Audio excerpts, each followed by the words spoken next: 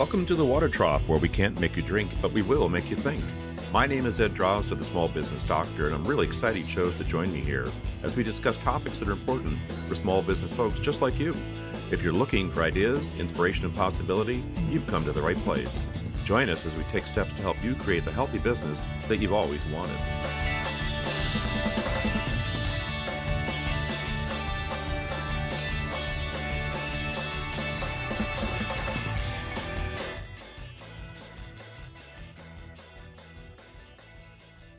Welcome back to the Water Trough. This is Ed Drozd, the Small Business Doctor, and here I am once again in a place that I kind of said I wouldn't get into, and that is I've taken a couple weeks off from my podcast episodes. Admittedly, my podcast is not one of those things that's heard by thousands of people, or even hundreds of people for that matter. Naturally, my hope is it's heard by one person, for whom it makes a difference, for whom inspiration has been provided, and perhaps something has emerged that would otherwise not have emerged for that listener. But I do feel bad about the time off. I do get caught up in things, and I find myself saying, yep, I'm going to get to that today. In fact, I had 3 episodes started over the last 3 weeks, but none of them quite made it to fruition. For those of us who are engaged in business activities, it's really easy to fall out of line with our expectations. That's just the way it is. Things happen, things change. We have to manage things as they come along, and the best made plans and all that, they just don't always work out. We have to keep in mind the bigger picture and where these little events fall into place and how they impact the bigger picture.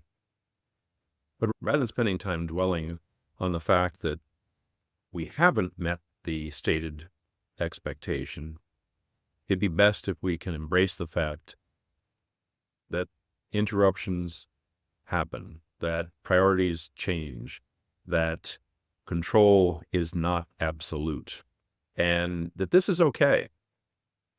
Because when we are spending our time engaged in the failure to meet a certain expectation, we're depriving ourselves of our capability to function effectively.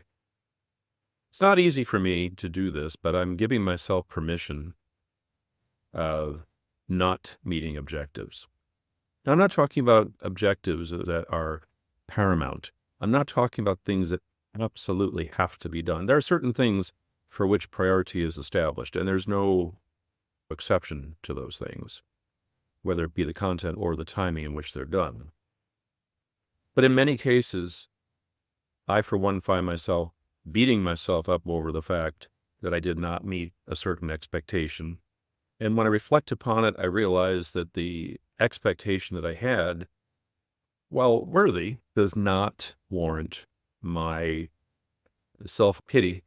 I find that easy to do. I suppose that comes from repeated episodes of the same thing, but there is something to be said for the comfort of acknowledging the fact that these things do happen, and rather than trying to make up for it, more importantly, to live in the moment and to be able to make the most out of what's happening at that time. Once again, I'm not suggesting abandoning responsibility. I'm not suggesting that it's appropriate to simply let things go, forgive ourselves, and say, oh, that's fine.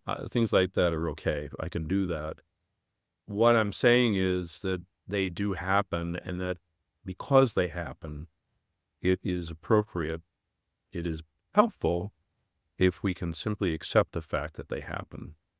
And while we might strive to not repeat this over and over, we certainly can benefit from the fact that in accepting it, we're more apt to move on quickly and effectively.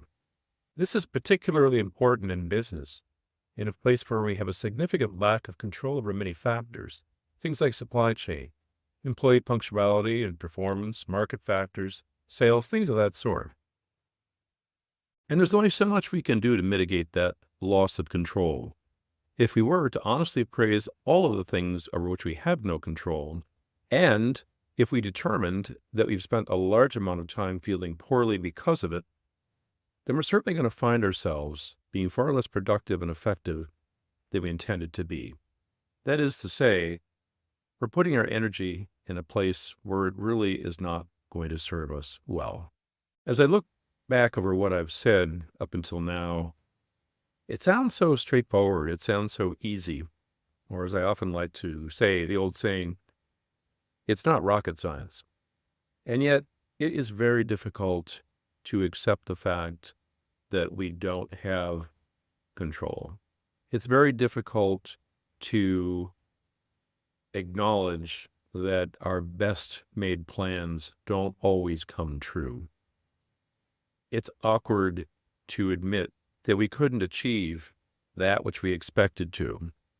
And in this day and age, let's face it, everybody's talking about excelling at this and succeeding at that and being all these amazing things. We're setting ourselves up to believe that we have that absolute perfection opportunity. And it really does, for most of us, I'd say practically speaking, all of us, set us up to feel somewhat of a sense of shame about what we can and cannot accomplish. So I'm making a commitment to myself to work on this. I've thought about it often throughout my life, and I know as I did before, I'll have a tough time, but I'm going to try once again to try to acknowledge the fact that things happen. I'm going to try to embrace the notion of living more in the moment rather than letting the outcome of the past dictate what is going to happen next. I encourage you to give it some thought. Ask yourself this: are you, like me, finding yourself ill at ease because things did not get done? Did you have that podcast for the last 3 weeks that you didn't get to? Are you sitting here today recording it and going, boy, that really sucks. I failed. I should have done better. I know I could have done better. Or are you perhaps self-aware enough and appreciative enough of your abilities and your lack of control over all things that you can dismiss this and say, that's fine. I have not neglected those things that have the most important priority.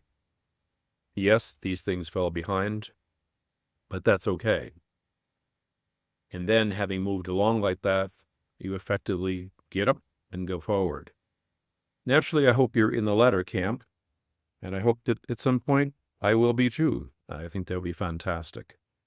A reminder that if you are interested in being a guest on my podcast, I would love to have you join me here. My contact information is available in the episode notes. And by all means, please, if you like what you've heard, I ask you to share it with your colleagues and friends. I appreciate the information getting out there to people. I do use this as a means of getting myself in front of people, and so your efforts on my behalf will be greatly appreciated.